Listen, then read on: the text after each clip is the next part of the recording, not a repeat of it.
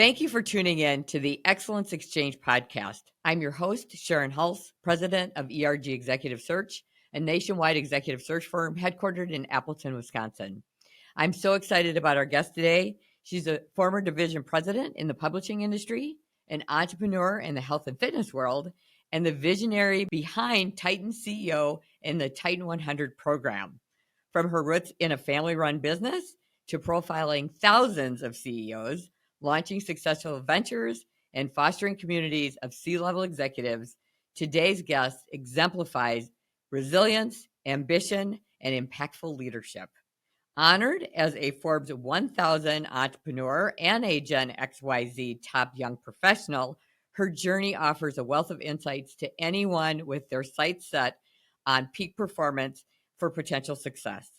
Please welcome the phenomenal Jaime Zawmon. Hi, Jaime. Hi, Sharon. Thank you so much for having me. It's so lovely to sit with you. I'm so excited. All of you and what you're doing. So, well, I love it. That's ditto, because I'm so excited and was very excited when you agreed to be on the podcast, because I think, people see the Titan 100 or they see Titan CEO, but there's a lot of mystery on that. But even more, there's more of a story. The more I read about you and the more that I investigated Jaime Zawmon, the more fascinated I was by your story. So I'm excited to get to share that. But of course, I want to start with the Titan 100. Okay. And thank you. I was honored this past year in the state of Wisconsin. So very honored by that.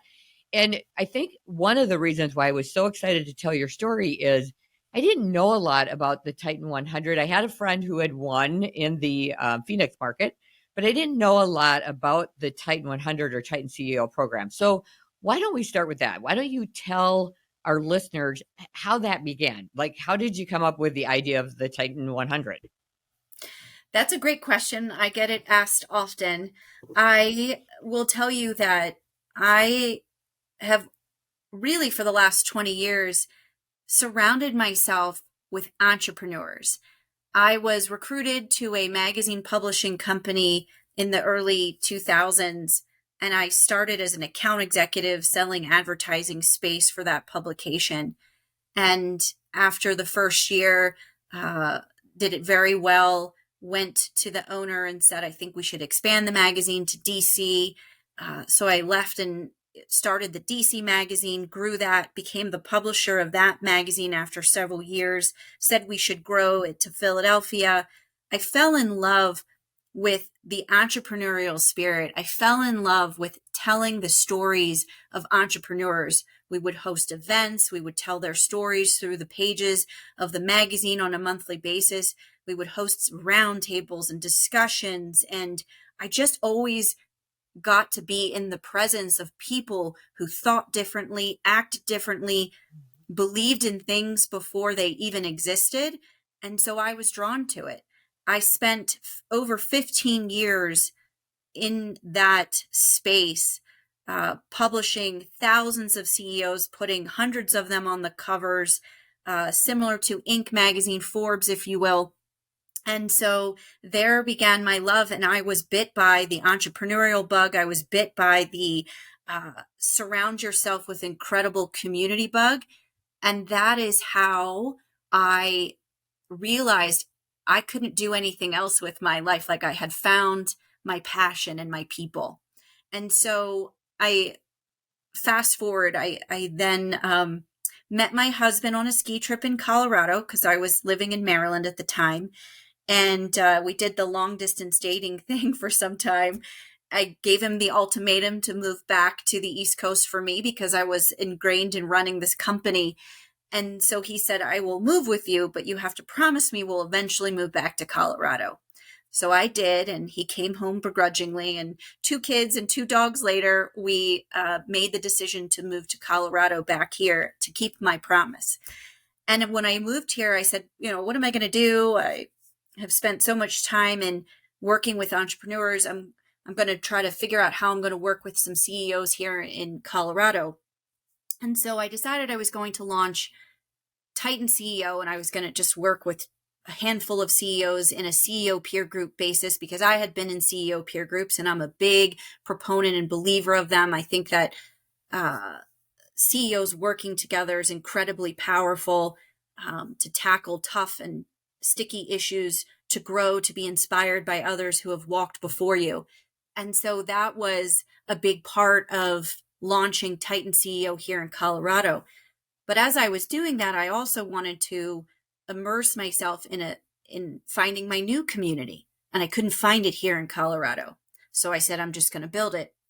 And so thus begun the Titan 100 program. I wanted to seek to find 100 CEOs and C-level executives in Colorado, 100 titans of industry to call my people, my home. And I started with a nomination committee, a judging committee. I decided I wanted to publish a book on these titans, to tell their stories, to serve the community, to create inspiration for others, host an awards program to celebrate them, because I believe that life should be celebrated, and then create a series of subsequent events that would connect those titans multiple times over the course of the year. And thus the program was born in Colorado 4 years ago. I never expected it to grow outside of Colorado, but here we are, fast forward 4 years later, and now we're in 7 markets across the country. I know, that's so amazing. So we are just continuing to grow this amazing community of titans. So that was the thing that it was probably a pleasant surprise, maybe is the right word, is, I knew that, and, obviously I knew some of the winners. Some of them are from the Appleton area. So I knew some of the winners, but it's been really fun and a great learning experience to actually, you purposely put these people together multiple times throughout the year, and you connect to people that, I just had lunch with a Titan. I'm trying to be purposeful of getting to know them, and their stories, all of their stories are fascinating. They're interesting, and they've done things that I think other people maybe don't always push themselves to do. And I think that's part of, you've been purposeful in picking the Titan 100 in the markets, people who are trying to do things that maybe other people maybe don't have the courage to do, or don't have the resilience, or whatever the word is, to make those magnanimous things happen. What, in the course of all of this, you said that something that I think is so profound, and that is, you need to find your people. I'm a firm believer, especially with what I do for a living, that people need to find their tribe. People, it's high tide rises all boats, right? You need to find your people that will help you to be better. So how has Titan helped you? I know you've done amazing things for us, right? You've done amazing things for the Titan community, but what has Titan done for you as a leader? What kind of lessons have you learned along the way? Ooh, I've learned a lot of lessons. I think that whenever I feel that I question myself, I just turn to the inspiration of other local titans. I see the trials and triumphs that they personally and professionally have overcome. I go back and I read their stories. I listen to them speak at roundtables or at events that we have. And, mindset is one of the most important things that you can have, but also who you surround yourself with matters. And I choose to continue to surround myself with titans. I am constantly inspired by their tenacity, by their servant leadership hearts. I am constantly inspired by the way that they take their visions and make them reality. And when you continue to surround yourself with that, success just breeds success, and it rubs off on you. I cannot say enough about how important great leadership is. I can't say enough about how giving back and having a servant heart is important in the journey. I've learned from the titans that no matter how successful they become, or how professional excellence that they have achieved, they always find ways to give back to the community. And it's inspiring to watch how they mentor, how they use their success to only serve others. That was one thing that I read the Titan book, and I read about each of the winners, and that was the one thing that kind of leapt off the page was their willingness to give back to the community. All of them are really good community servants, whether it's through time or treasure, or they serve on boards, and they're very active. I'm sure for our listeners, they're curious, what is the other criteria besides, great leadership and being a good community leader? What do you look for in choosing a Titan? So we ask 4 main questions in the application process, and I will be clear, I don't actually score any of the Titans. We have an independent committee made up of industry experts, some of our sponsors, former Titans that serve on the judging committee, but we're looking for, one, the entrepreneurial story. We want that inspirational piece of everybody has a story, and I want to know what your story was. We want to know what it was, because that's part of what we publish in the books that we produce. And we publish a perfect bound editorial 100-page book that tells the stories of all of the Titans. We post it digitally, but part of that story is what is captured in the books. And everybody wants to hear how an individual has overcome whatever obstacles, industries, what made them walk the path to find the passion and their purpose that they're on today. The second thing we look for is the vision of the individual, because Sharon, I've never met a Titan in my life that didn't have a compelling and strong vision. They see where they want to go, they crystallize it, and they can cast that vision to inspire their people. The third thing is, what makes this individual a Titan? So what makes you the best at what it is that you do? It's not necessarily about being the biggest. It's really about being the best. What does your product, your service, your organization, what do you as a leader exemplify that is the best in your industry? And then number 4, we look for them to share the accomplishments. Success is defined by the individual. It could be revenue growth, sure. It could be books published, mentorship given, community service involvement, new products or services launched. Whatever the individual deems as the biggest success, we want to know how they define it.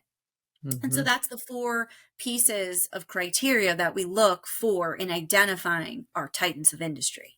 So I have to ask the question, because I heard this several times when the winners were announced, that it was a pay for play. So people pay to be a Titan. So can you address that? I laugh at that. There are definitely definitions of pay to play. I get emails on the daily. Congratulations, you are one of 10 of the top women, in leadership.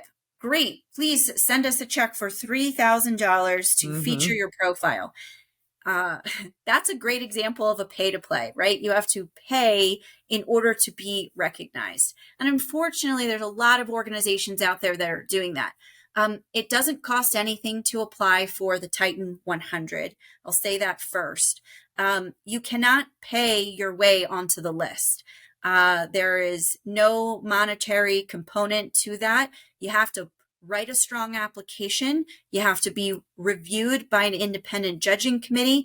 Look, we get 200 to 300 applications for the Titan program on an annual basis in a particular market. So we send 100 plus rejection letters on a consistent basis. And that's really hard for us to be able to reject really quality applicants that just didn't make the cut because it was so competitive.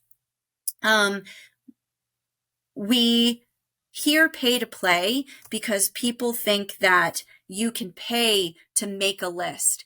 And that's just not something that we offer. I know that there is a lot of reputational equity that exists for other platforms out there, but the ones that do have pay to play give all the other organizations a bad name and a bad rap. So, well, thank you for clearing that up, because I said that's not the case at all.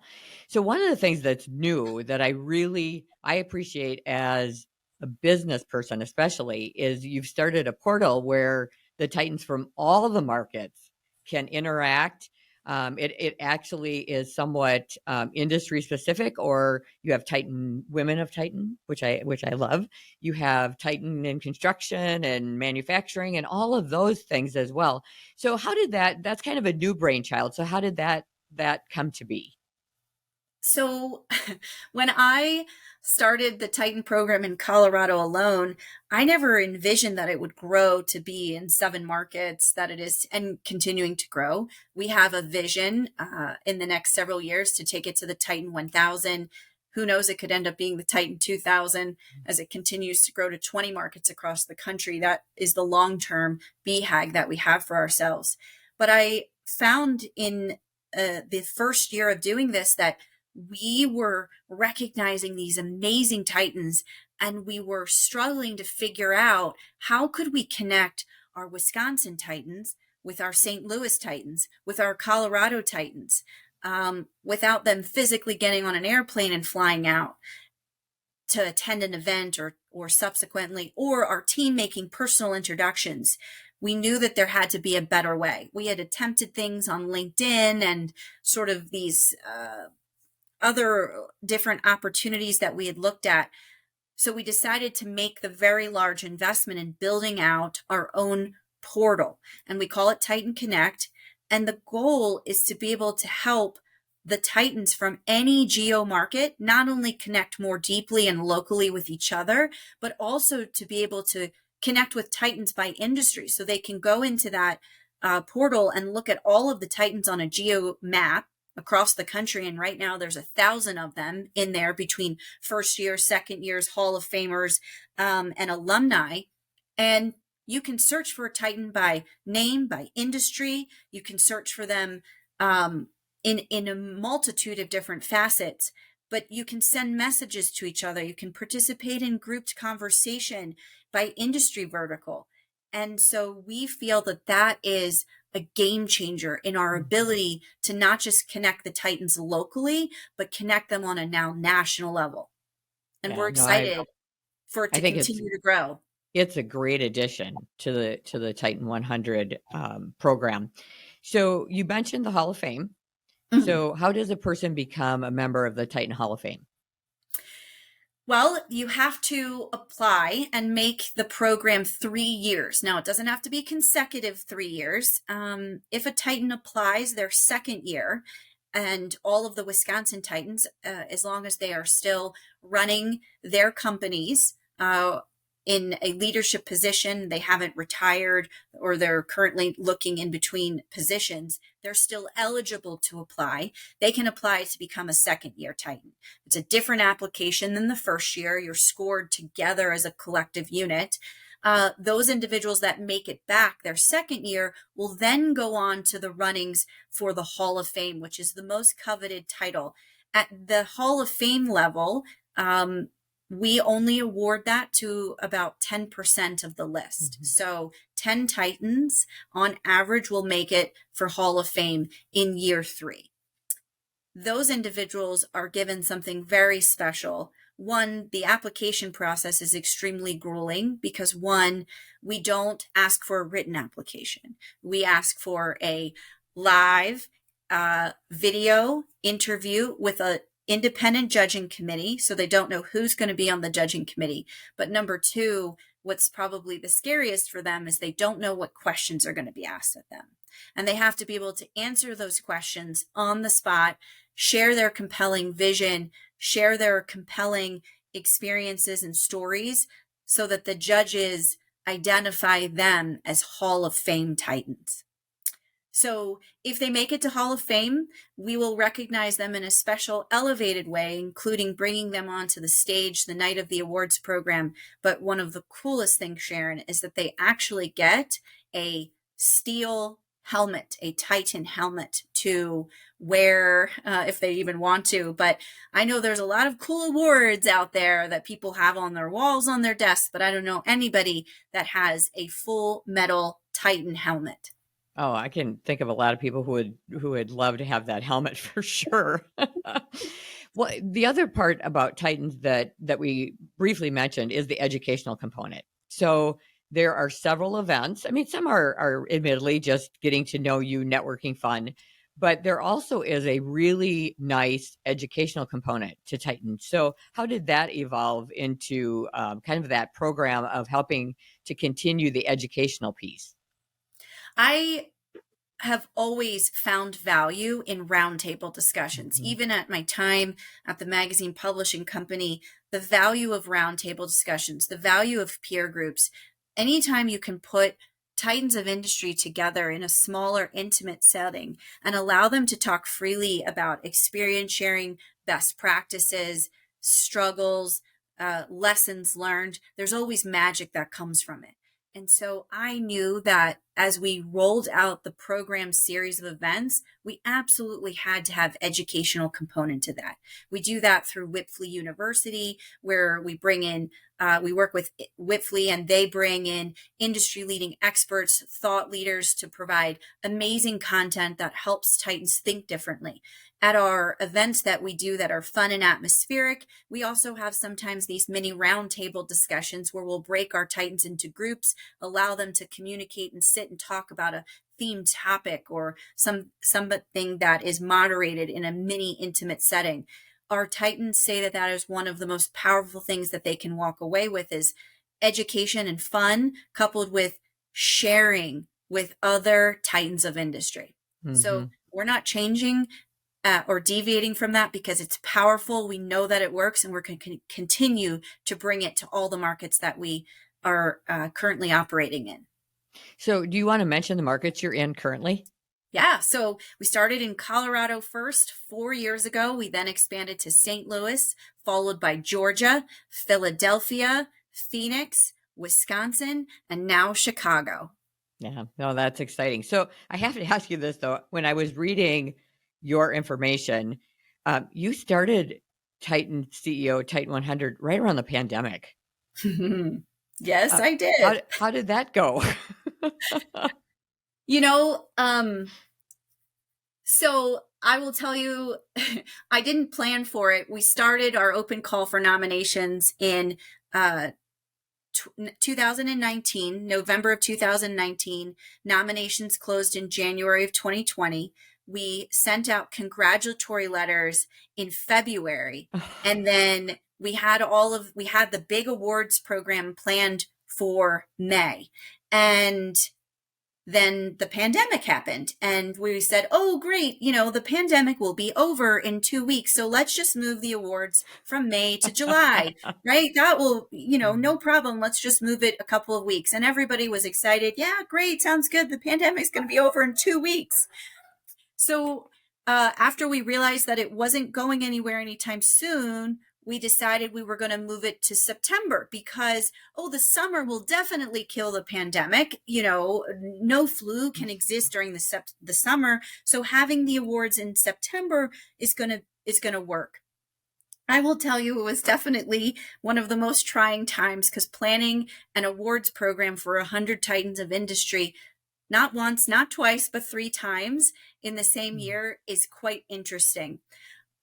I will tell you that part of it, call it fate, call it luck, call it timing, call it perseverance. All of these things were called to me. I worked really hard with the venue that we were trying to host this, and we were lucky enough to be in a state that was allowing for public variances. And the variances were allowing groups up to 175 individuals if you followed specific and very stringent protocols, 220 people if you had an outside component to your event capacity. So the venue got the approval through the Department of Health and economic, variances that they would allow for a special event of this caliber following all of these protocols of 220 people on September. So I sent out an email letting all of the Titans know that we were moving forward. And I tell you, Sharon, Titans started buying tables to the events. They started buying tickets. And it was their belief in the power of community and the power of saying, while all of this crazy world stuff is going on, we're going to focus on celebrating together. And within 2 weeks of opening sales for the awards program, we had over 200 people registered, and we had 60 of the 40 Titans registered. And so I then had a bigger problem on my hand, because how do you tell someone that they can't come to their own awards program? So I couldn't sleep, Sharon. I spent a whole night up thinking about how I was going to fix this. And I came up with the idea of running the same awards program twice in the same night. Gosh. So I'm going to run the Titan 100 Awards from 5 to 7 p.m. and then from 7 to 9 p.m. And we're going to recognize a group of Titans in the beginning, and then we're going to recognize a group of Titans in the end. And it worked. We had 330 people in attendance that night. It was the only corporate event of that size, safely, effectively, that took place in all of the state of Colorado. But it was that event that ultimately created the momentum and catapulted us forward in that year. I had Titans in on January, or on New Year's Eve, that sent me text messages that said, that awards program was the highlight of my year. It was the only time that we got together and we celebrated entrepreneurship and people who were pushing forward despite a global pandemic. And that's what Titans do.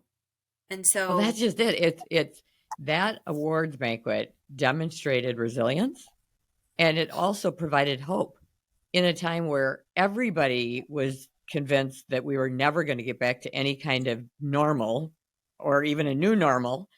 You gave them what they were looking for. You gave them hope, and you gave them the ability to demonstrate why they're Titans, which was perfect. But pretty ingenious to have two banquets, although kind of crazy for you. But that was ingenious to come up. I know. we did it.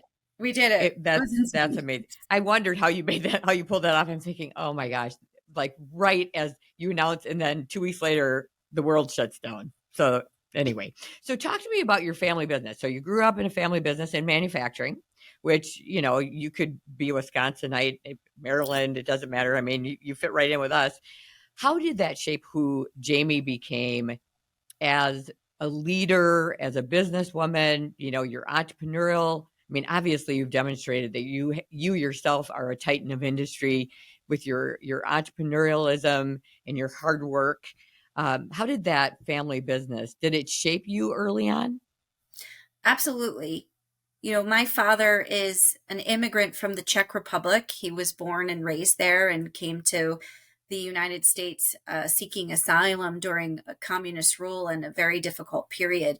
But he came to the United States, as he will tell me many times, couldn't speak any English. I came here, Jamie, with $75 in my pocket, hoping to achieve the American dream. And I watched my father quit his job and start his own business in manufacturing, and thermal wire strippers is the business. I grew up watching how he worked, his ingenious mind, and how he sold the vision of his products. I would go to trade shows with him and I would learn how to pitch and sell the products. I would solder circuit boards on my summers off from school. I learned the value of hard work, creating something from nothing. I had the best foundation in watching what my father did in order for me to develop the work ethic and develop the long-term persistence. So many people will start a company and they throw the towel in. That company is still running today. It's 40 years old at this point, and it's something that may transition to me as a legacy, company at some day. But I feel so privileged to have experienced what it's like to grow up in an entrepreneurial family and somebody who believes in chasing after their dreams. And also understands. I mean, we talk so much about hard work, and I think for the most part we all think we work hard, but true that never quit. I mean, you hear the stories about people who immigrated to the America, and then but you lived it. You lived it every day. And I again, I think that's a common theme with Titans is they grew up understanding that if you wanted to be successful, if you wanted something out of life, you had to earn it. It wasn't going to be given to you, or you weren't going to inherit it, or, they all listened to so many of their stories, and they all started doing the task of what they're leading today. I mean, whether it was in construction, they were in the field running backhoes, or any number of things, but they started at the beginning and they grew it from the beginning. So great stories. I have to ask though, I'm dying to know. You look fabulous always. Tell me about the health and fitness business. I mean, what got you into that? I mean, obviously you still are very fit and healthy and look great. So whatever got you started in that business? Well, you're sweet, Sharon. I will tell you, I am not as fit and healthy as I used to be, but when I met my husband here in Colorado and I convinced him to move back to the East Coast, he said to me, Jamie, what am I going to do in Maryland? I love Colorado. He was a ski instructor here. He has a passion for, again, helping people, serving others. And so I said, he goes, I don't know what am I going to do in Maryland? I went, I don't know. You're quite talented in working with people. Why don't you open up a gym here and train people, and I will help you sort of start the business, from the back office side of things, get the LLC going, get Mhm. the investor money, help, run the financial side of things. But, you be the front of the house and you invest in the people and serving the community. And boy, if that didn't take off, we worked to grow that gym to be one of the largest in Maryland. And then, we just continued to run out of space. So we had to keep acquiring more space, which was pretty amazing.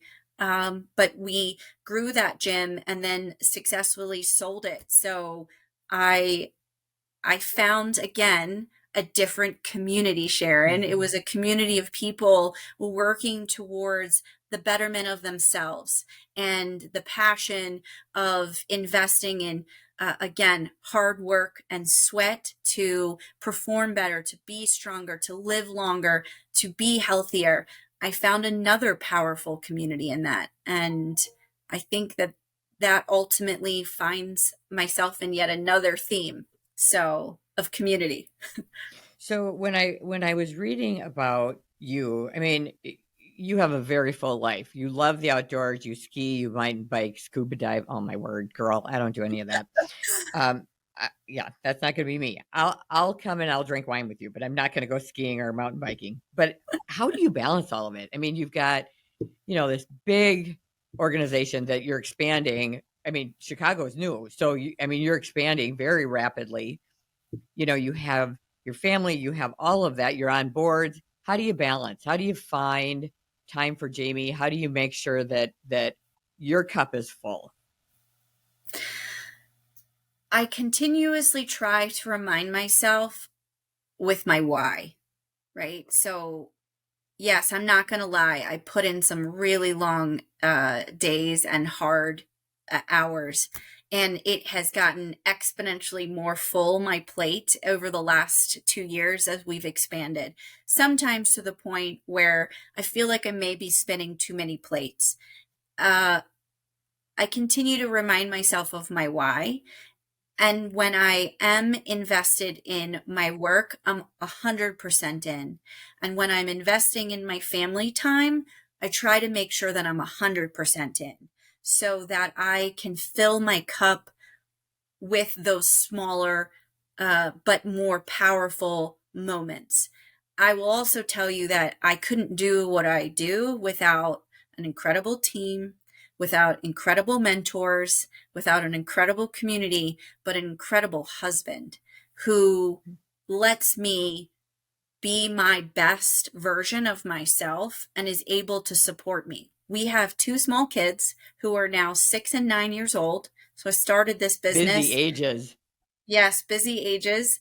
He runs them to all their soccer practices and does the homework with them. And he is able to fill in a gap for me that I can't because I am a incredibly busy working female entrepreneur. Mm-hmm. So I couldn't do what I do without him. And he helps me provide the balance.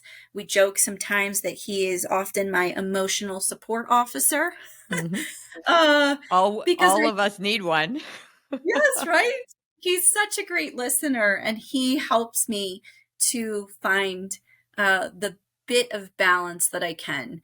And yes, I always tell people that when you feel like you are struggling for balance, you've got to know what recharges your batteries, what gives you the energy that you need. And so I try to take solace in finding those moments where I can recharge my energy so that I can be my best authentic self to lead people, to lead my team, and to lead my family. It's not always perfect, but energy is so important. That's 100% true. So I'm going to turn the tables on you. One of the questions that you asked us when you interviewed is, what's one piece of advice that you would give, whether it's female leaders who are trying to find balance or young entrepreneurs who are trying to figure out their way? What piece of advice would you give to that listener? Oh, there's a lot of advice that I could give to everyone. One, have a thirst for knowledge. Always surround yourself with people who have the experience that you can learn from.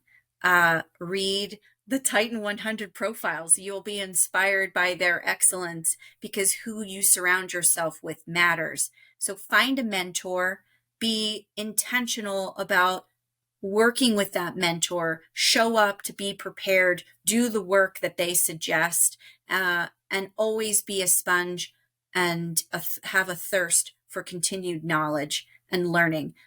Life is an ongoing, ever-growing cycle of just constant learning. Mm-hmm. And if you're not learning, you're not growing. If you're not growing, you're dying. 100%. So what haven't I asked you? Is there anything that you would like to mention before we wrap up? I'm going to obviously ask you how people can find you and the Titan program, but is there anything else that you'd like to mention? I just want to thank you so much, Sharon, for the time. I value so much what you're doing in your podcast and your ability to continue to serve the community by having these podcasts, to having these conversations, to invest in pulling nuggets and inspiration from people. So it makes my heart smile because you are the true epitome of a titan of industry. And so I am just so honored to be here, and thank you for investing in the community in the way that you are. Well, I'm just taking your advice, Jamie, and I'm surrounding myself with some amazing people. I'm finding my tribe, and obviously I admire you greatly. So I appreciate you doing this as well. So for our listeners who want to find out more about the Titan CEO and Titan 100 program, what is the best way for them to find you? So on our website, titan100.biz, I can then also follow us on LinkedIn, the Titan 100. We also have our other website, titanceo.com. And I am, of course, available on LinkedIn, Jaime Zawmon. You can find me, and I'm happy to connect and, have people ingrain themselves in the community through inspiration. We post profiles of our Titans every day on our LinkedIn. So we hope that you'll find motivation and inspiration there. Well, Jamie, thank you so much for doing this. This was fabulous. And I can't wait to just continue to watch this Titan program grow and grow. And I can say that, I was a Titan at one point, which is great. So thank you again. Thank you so much, Sharon. The pleasure is all mine.